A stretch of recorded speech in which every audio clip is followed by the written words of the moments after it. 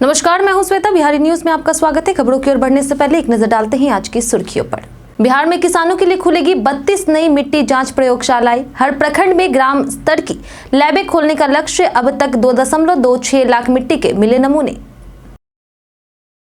बिहार पर्यटन निगम ने कैब और पितृपक्ष पैकेज ऑनलाइन किया शुरू। श्रद्धालु घर बैठे ई पिंडदान और यात्रा का ले सकेंगे पूरा अनुभव। बिहार में श्रद्धालुओं के लिए सुविधाओं का होगा विस्तार।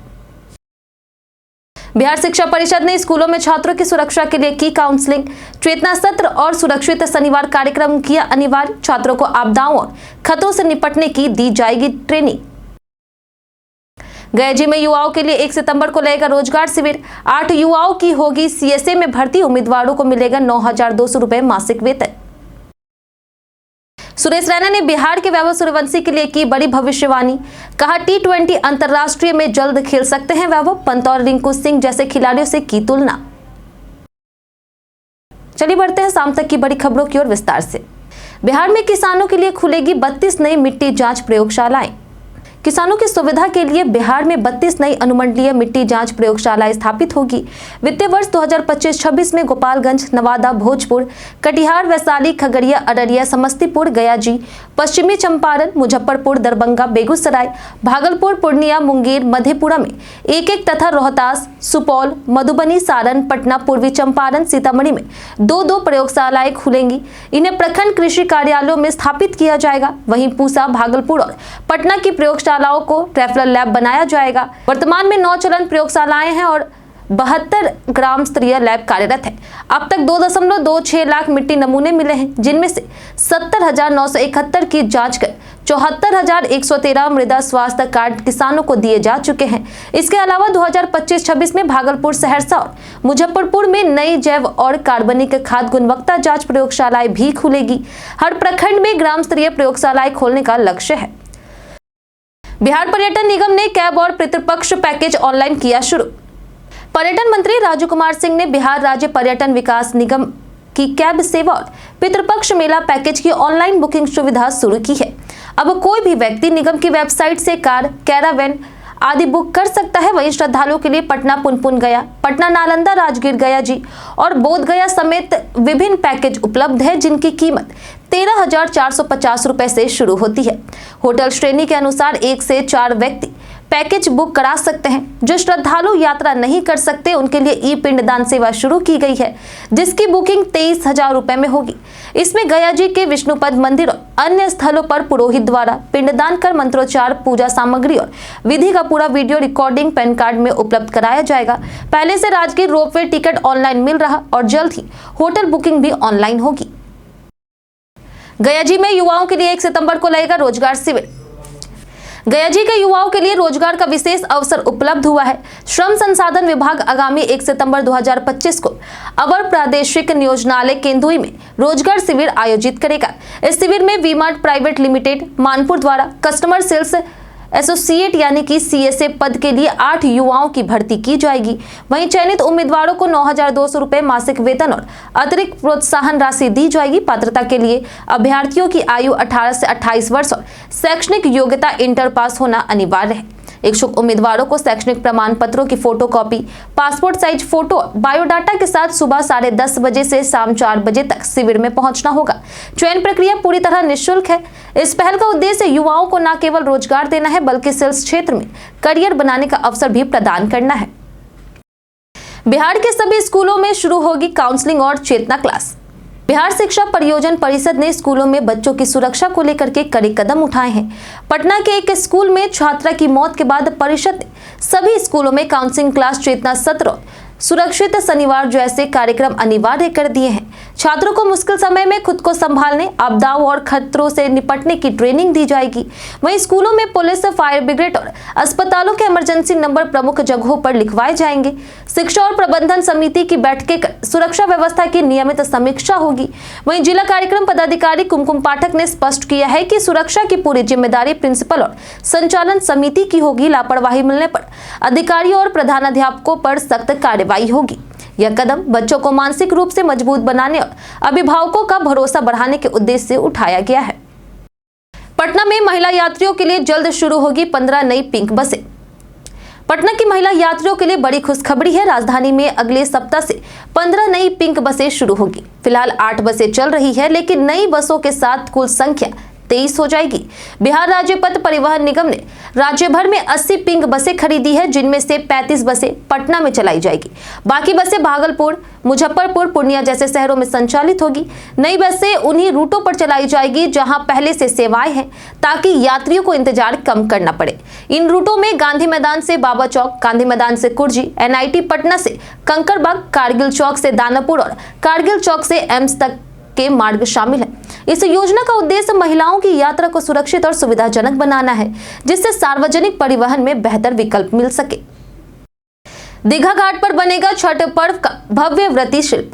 पटना के दीघा घाट पर छठ पर्व को समर्पित एक खास वेस्ट टू वंडर शिल्प बनाया जा रहा है। यह 17 फीट ऊंचा और 12 फीट चौड़ा शिल्प पूरी तरह इस्तेमाल की गई चीजों से तैयार होगा। इसमें व्रती की आकृति होगी, जो हाथों में पारंपरिक सूप थामे सूर्यदेव को अर्घ्य देती दिखेगी।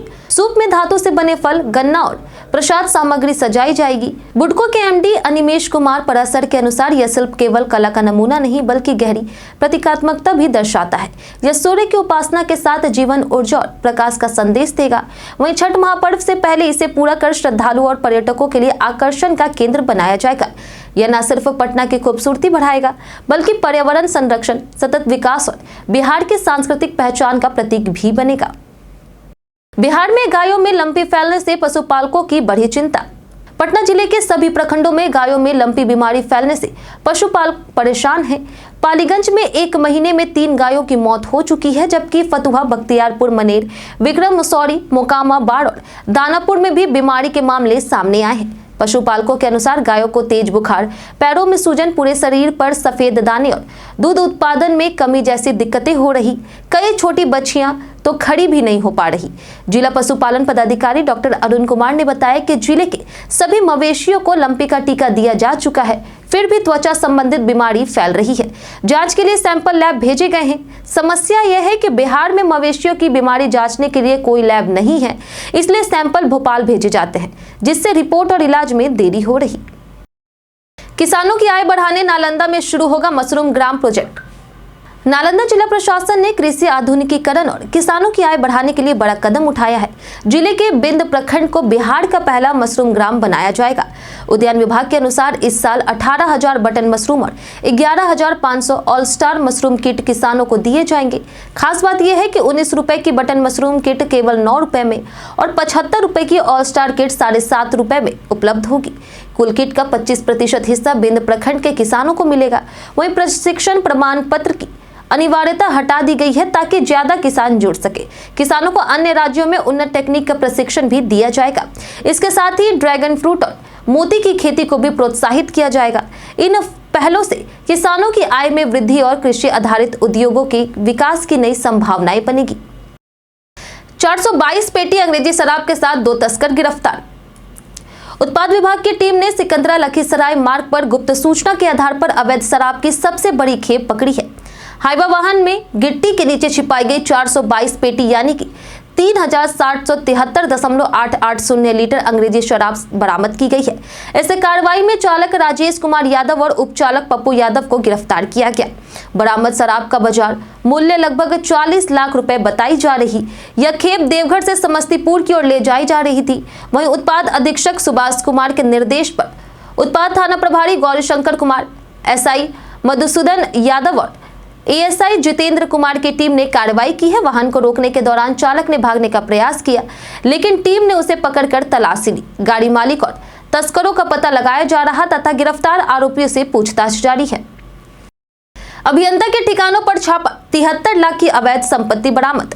पटना में शुक्रवार को निगरानी विभाग ने ग्रामीण कार्य विभाग के असिस्टेंट इंजीनियर नागेंद्र कुमार के पटना, मोकामा और गया स्थित ठिकानों पर 17 घंटे तक छापेमारी की।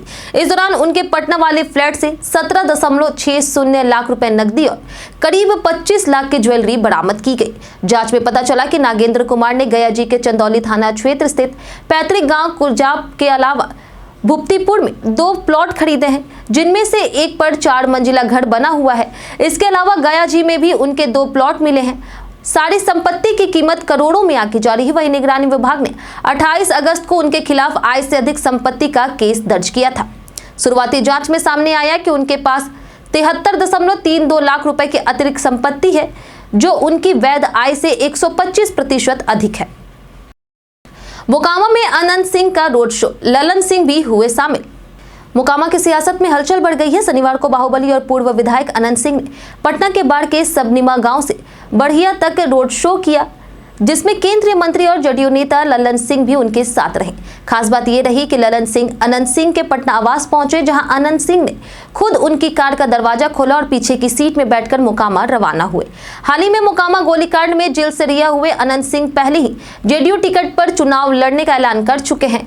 वहीं रोड शो में उनका आमना सामना विरोधी सोनू मोनू से भी हो सकता है, जिन्होंने पहले ललन सिंह का समर्थन किया था। अनंत लगातार नीतीश कुमार और जदयू नेताओं से मुलाकात कर रहे, जिससे यह रोड शो उनके टिकट दावे और सियासी समीकरण के लिहाज से अहम माना जा रहा।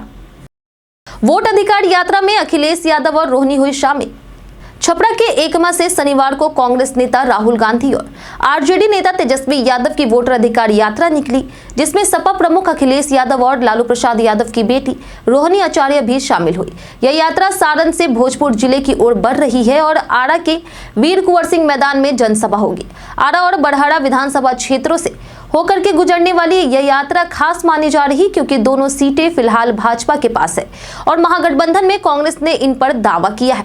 भोजपुर प्रवेश द्वार बबूरा में नेताओं का हाथी, घोड़े, ऊंट और पारंपरिक गौरनाच से स्वागत किया गया। वहीं शुक्रवार को राहुल गांधी ने एकमा में रात्रि विश्राम किया था। महागठबंधन की यह यात्रा 14वें दिन में पहुंच गई है और इसे चुनावी रणनीति के लिहाज से अहम माना जा रहा। वैष्णो देवी की भूस्खलन हादसे पर सीएम नीतीश ने जताया शोक। जम्मू कश्मीर में माता वैष्णो देवी यात्रा के दौरान कतरा मार्ग पर भूस्खलन से बड़ा हादसा हुआ, जिसमें बिहार के समस्तीपुर जिले के 5 श्रद्धालु की मौत हो गई। यह दुर्घटना अचानक हुई, जिससे श्रद्धालु संभल नहीं सके। वहीं घटना की जानकारी मिलते ही बिहार के मुख्यमंत्री नीतीश कुमार ने गहरा शोक व्यक्त किया और मृतकों के परिजनों के प्रति संवेदनाएं जताई। उन्होंने कहा कि यह हादसा बेहद दुखद है और ईश्वर पीड़ित परिवारों को धैर्य दे। मुख्यमंत्री ने दिल्ली स्थित बिहार राज्य के स्थानिक आयुक्त को जम्मू कश्मीर प्रशासन से संपर्क में रह करके मृतकों के शव समस्तीपुर लाने की व्यवस्था करने का निर्देश दिया है। साथ ही परिजनों को हर संभव सहायता और आपदा प्रबंधन विभागों को तत्पर रहने का आदेश दिया। वहीं उल्लेखनीय है कि वैष्णो देवी यात्रा में हर साल लाखों श्रद्धालु आते हैं, लेकिन मार्ग पर भूस्खलन कई बार खतरा बन चुका है। राजद ने की मतदाता सूची में आपत्तियां दर्ज कराने की समय सीमा बढ़ाने की मांग। बिहार विधानसभा चुनाव के लिए चल रहे मतदाता सूची विशेष गहन पुनरीक्षण में अब दावे आपत्तियां दर्ज कराने के लिए केवल 3 दिन की समय सीमा शेष है। अब तक 2,11,650 दावे आपत्तियां दाखिल हो चुकी है, जबकि पिछले 29 दिनों में 18 वर्ष से ऊपर के 11,36,565 युवाओं ने पहली बार नाम जुड़वाने के लिए फॉर्म 6 भरा है। आयोग की रिपोर्ट के मुताबिक 12 राजनीतिक दलों के 1.60 लाख से अधिक बूथ लेवल एजेंट सक्रिय हैं। इसी बीच राजद और AIMIM ने सुप्रीम कोर्ट में याचिका दाखिल कर समय सीमा बढ़ाने की मांग की है। उनका कहना है कि प्रारूप सूची में जिन मतदाताओं के नाम शामिल नहीं हुए, उन्हें आपत्तियां दर्ज कराने के लिए अधिक अवसर मिलना चाहिए। वहीं सुप्रीम कोर्ट 8 सितंबर को इस पर सुनवाई करेगा। अभी दावे आपत्तियां दाखिल करने की अंतिम तिथि 1 सितंबर है। सुरेश रैना ने बिहार के वैभव सूर्यवंशी के T20 भविष्य की भविष्यवाणी की। IPL में अपने पहले ही सीजन में धमाल मचाने वाले बिहार के युवा बल्लेबाज वैभव सूर्यवंशी को लेकर के सुरेश रैना ने बड़ी भविष्यवाणी की है। रैना का मानना है कि यदि सब कुछ सही रहा तो वैभव जल्द ही टीम इंडिया के लिए T20 अंतर्राष्ट्रीय मैच खेल सकते हैं। एक YouTube चैनल पर बातचीत में रैना ने वैभव की फियरलेस बल्लेबाजी और एक्स फैक्टर की जमकर तारीफ की। उन्होंने वैभव की तुलना ऋषभ पंत और रिंकू सिंह जैसे खिलाड़ियों से की। वहीं IPL के अपने पहले ही सीजन में 7 पारियों में वैभव ने 206.55 की स्ट्राइक रेट से 252 रन बनाए और super striker of the season का अवार्ड अपने नाम किया। हाल ही में इंग्लैंड अंडर-19 टीम के खिलाफ भी उन्होंने 143 रन की तूफानी पारी खेली। रैना ने कहा कि बिहार से आए इस खिलाड़ी ने अपनी काबिलियत साबित की है। बीते दिन हमारे द्वारा पूछे गए सवाल का जवाब आप लोगों में से बहुत लोगों ने हमारे कमेंट बॉक्स सेक्शन में लिख कर दिया है। जिन्होंने हमारे द्वारा पूछे गए सवाल का जवाब दिया उनके नाम है कुश कुमार, नौशाद रजा, हर्ष चौधरी, सुशील कुमार, राजकिशोर महतो, मुन्ना कुमार, लक्ष्मी मेहता, कृष्णा चौधरी, मंटू शाह, मुन्ना प्रसाद, नरेंद्र कुमार, राकेश मिश्रा, उमेश कुमार, रंजीत मिश्रा, महेंद्र प्रसाद, वाल्मीकि कुमार, राम बाबू दास, राजेश सहनी, कुणाल कुमार, दीपक कुमार, अब्दुल कलाम, मिंटू ठाकुर और बाबूलाल मरांडी। इसी के साथ बढ़ते हैं आज के सवाल की ओर। और आज का सवाल है, क्या आपको लगता है कि पिछले कुछ सालों में हमारी सरकार ने जनता की उम्मीदें पूरा की है? आप अपना जवाब हमें हमारे कमेंट सेक्शन में लिखकर जरूर बताएं। आज के लिए इतना ही। बिहार की तमाम खबरों के साथ बने रहने के लिए देखते रहे बिहारी न्यूज। और साथ ही अगर आप यूट्यूब चैनल पर देख रहे हैं तो चैनल को सब्सक्राइब करें, और अगर आप फेसबुक पेज पर देख रहे हैं तो लाइक और फॉलो जरूर करें।